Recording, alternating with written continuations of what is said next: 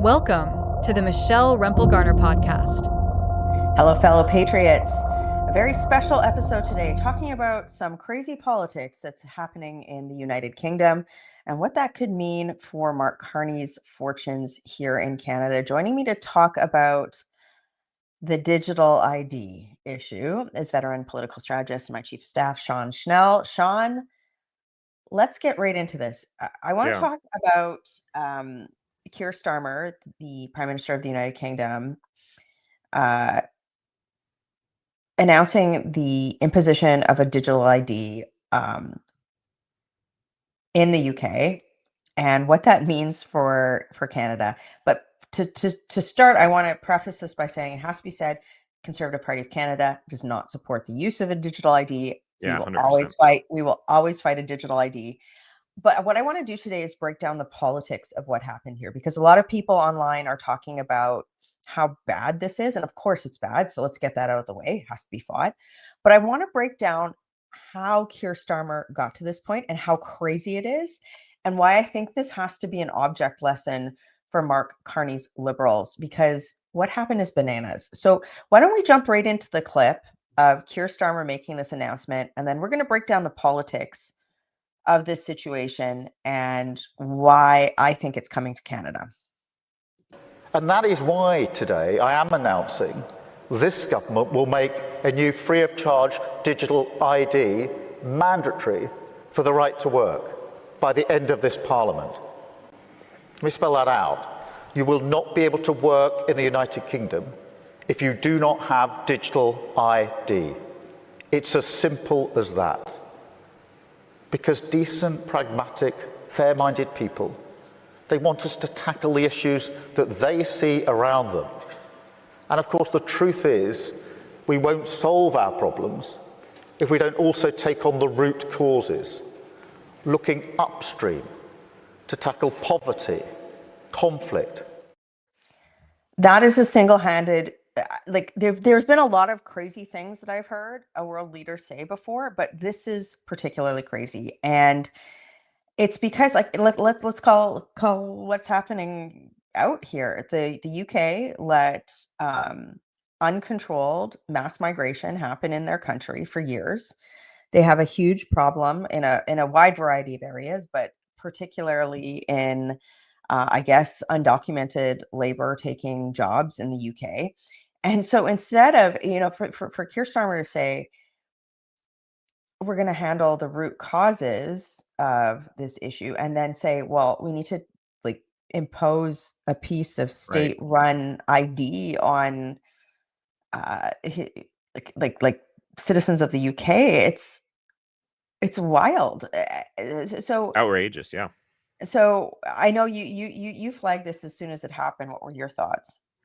I mean, I think it is outrageous for a number of reasons, and I appreciate that you said off the top that Conservatives just firmly oppose the implementation of digital ID, and that's important to say over and over again as a part of this conversation. And then you get into the whys of it, and people might be asking why are we like in Canada talking about this issue. And I think it's important. I think it's important, especially in light of Carney's connection to the UK and his admiration for the politics that have gone on there. And so it raises questions about what his position and policies are on these Yeah. sorts of issues going forward. So I think it's absolutely fair and important to talk about. But it's like you said, I think it's a warning to us in Canada to know what other democracies around the world are trying to impose. Now, So I want to get in on it for a second yeah, on go this, ahead, go ahead. because there's one key part of his speech there that I think we need to hone in on, which is he says, well, we need to address the root cause of this issue, Yes, and yes, and he's again, he's talking about, essentially, I think he's talking about undocumented migrants taking UK jobs, right? And there being an economic slowdown in the UK, and this is his fix for it. Well, the root cause of what he's talking about is immigration levels that don't meet the UK's capacity to allow people who are coming to the country to find jobs, have housing, and access social services like healthcare at the same time that citizens of the UK are having the same problems. And that's the same problem that we're having here in Canada, is that the Liberals, again, like you said, Mark Carney's a big fan of the Labour Party in the UK. I think he's been to the UK, I'm saying this kind of tongue in cheek, more than he's been in the House of Commons Right. Yeah. since he's become Prime Minister, but I digress. The Liberals, their policy has been the same policy of the UK, which is uncontrolled, unfettered, like high levels of temporary foreign workers through a variety of streams, temporary foreign students that have work permits.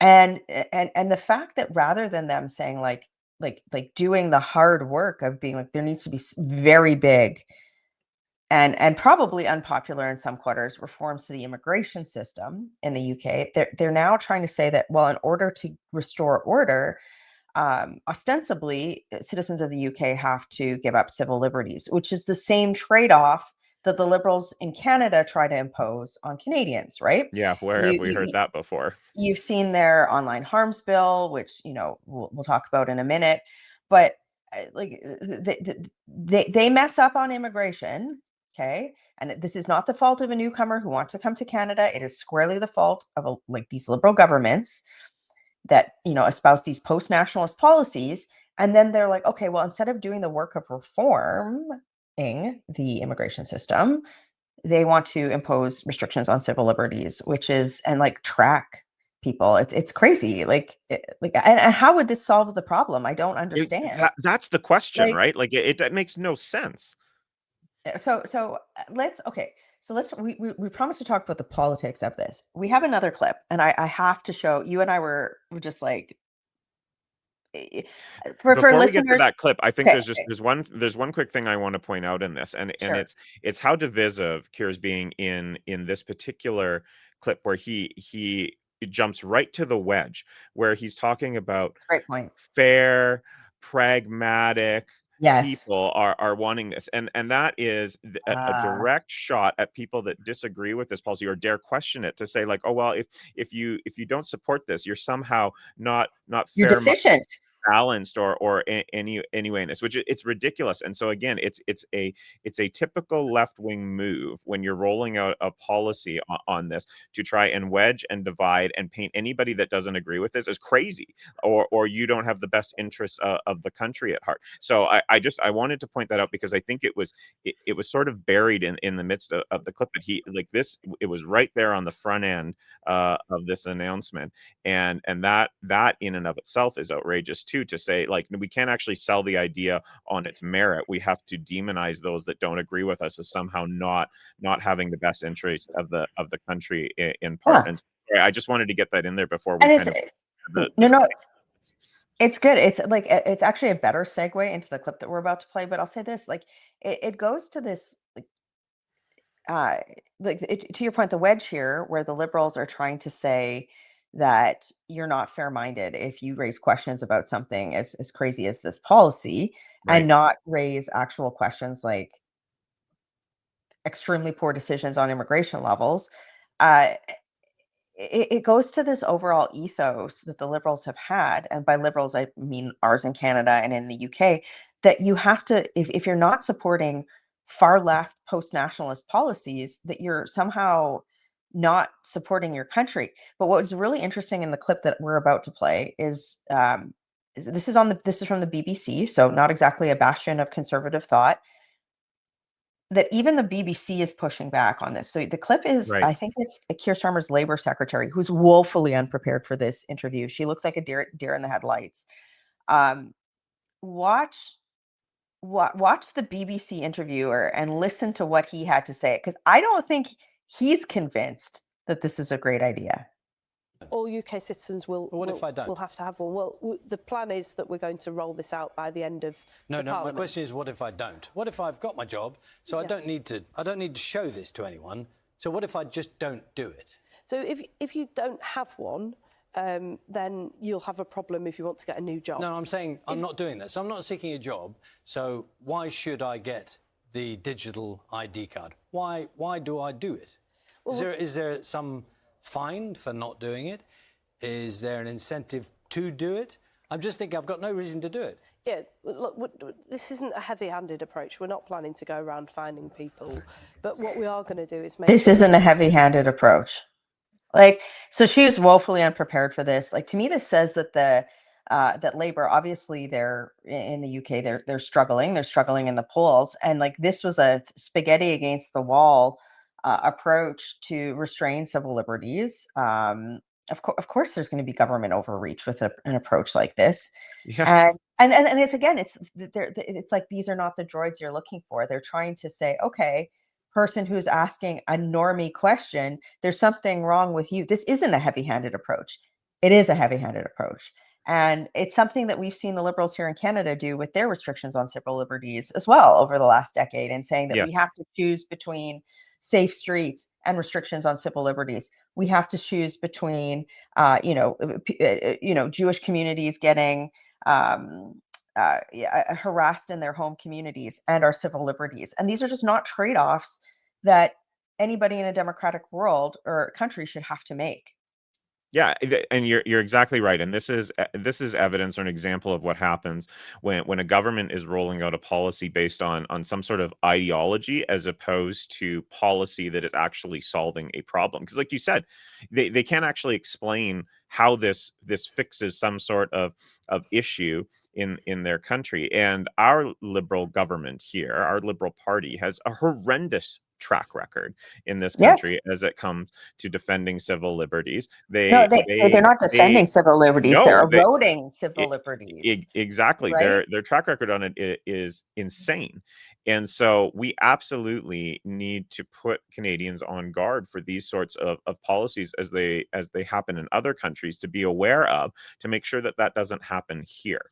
So yes, it's embarrassing to watch them sort of flail in the wind on this with pretty basic questions as to what would this look like.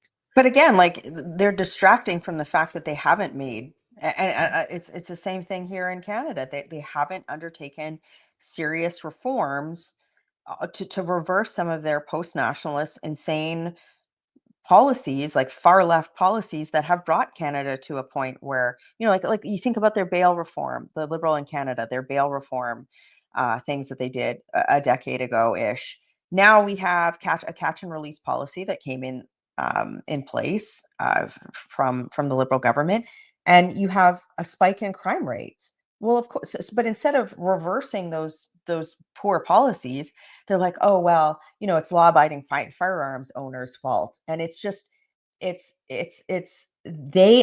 seek to erode Canadian rights in order to cover up for the fact that their far left policies are not working, but those far left policies are giving the government more control over the population. Right. And I think, like, I do think that, like, normies they might not, like, normie people who don't pay attention to politics but see the world around them, they're not, like, they're waking up to this, and it's encouraging to see. Do you Yes. want to throw that newspaper article from the Globe? It's a Globe headline about this conference that Carney and okay, let's break this down. So for listeners on Spotify and Apple Podcasts, we're looking at a headline from the Globe and Mail from this morning that reads, Carney, Starmer, and other leaders discuss far-right threat at London conference. And this is, I think, where Starmer made the announcement about the digital ID. Look at this torqued headline. So why don't you break this down? Yeah, I saw this headline when it came out yesterday, and I jumped right into the article to see what Carney had to say about the far right. And surprise, surprise, it was a really torqued headline from the Globe, because there was certainly conversation about this, but it was not nearly at the level that the Globe was sort of alluding to in this. But there were important things that they were talking about in there in the conversation. Like you said, this digital ID announcement that was there. And so I think it was important to dig into exactly what they were talking about in this article. Now, Carney, he was delivering a whole bunch of word salad sort of nothingness in there, which has been the hallmark of his administration since March, which is just a lot of talk and no action. And so it was unsurprising to see what he had to say there. But yeah, it was definitely this torqued headline, again, aimed to wedge and divide people in the midst of a broader conversation. I don't know what your take on it was. I thought it was my take was simple. It was the headline translated to, these far left politicians are taking heat from people across the spectrum for putting in place and failing to act on policies that have increased crime, seen economic degradation, and sort of just broken down sort of some types of social contracts, and as opposed to saying, okay, we were wrong and we need to walk these back, they're leaning into it and saying that anybody who says, maybe we shouldn't have catch and release bail policies, maybe we shouldn't have, unfettered, unlimited, unregulated, virtually immigration policies, that they're somehow far right. And I think that type of language, it leads to dehumanization of debate. We talked about this with regard to the Charlie Kirk assassination, and like they have to be called out for this. So, but I think, Sean, I know in Canada, this is where Mark Carney's government is going to go, and we already saw that this week with Stephen Guilbeault. So this is the quote Minister of National Identity, and he was in front of a standing committee, and he was asked about his censorship bills. And here's a headline here: Stephen Guilbeault told a televised House of Commons Heritage Committee on Wednesday the government's long-delayed Online Harms Act is aimed only at clearly harmful content. So the headline here, what Guilbeault made news at the committee for, is that they're going to reintroduce this censorship bill, right? Because again, it's this like far left, you can't be trusted person to think for yourself.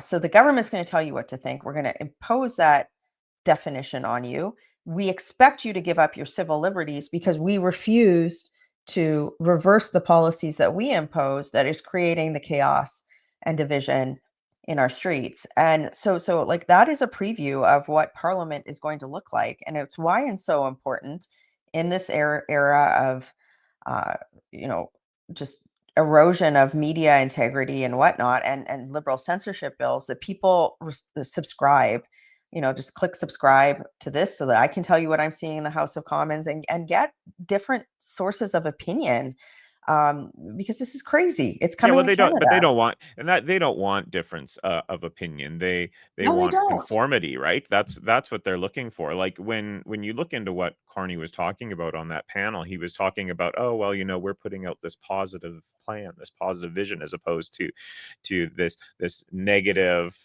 language or something along those lines, he said. And it's like, I'm sorry, like people that are feeling unsafe in their communities or can't walk down their streets because it's unsafe, they are valid in having criticism against the government's plan on this, or the young Canadian that can't find a job for months after months. It's like, I'm sorry, your positive plan isn't working for them, so they're allowed to criticize you. That's not negative, that's just reality. And it's the same thing, standing up in the House of Commons and saying, hey, public safety minister, you lost track of 600 non-citizens who were convicted of serious crimes, including things like sexual assault. You've lost track of them. These are non-citizen serious offenders who are on deportation orders. Do you think you should find them? Where are they? And then, the illusion being that you're racist for asking about this. It's just crazy. Like, and the thing is that it's Canadians of all background, all political stripe, all ethnicities, all religions are going, this is nuts. Yes. And so, it was very interesting to watch the reaction in the UK. It was across the political spectrum. People were saying,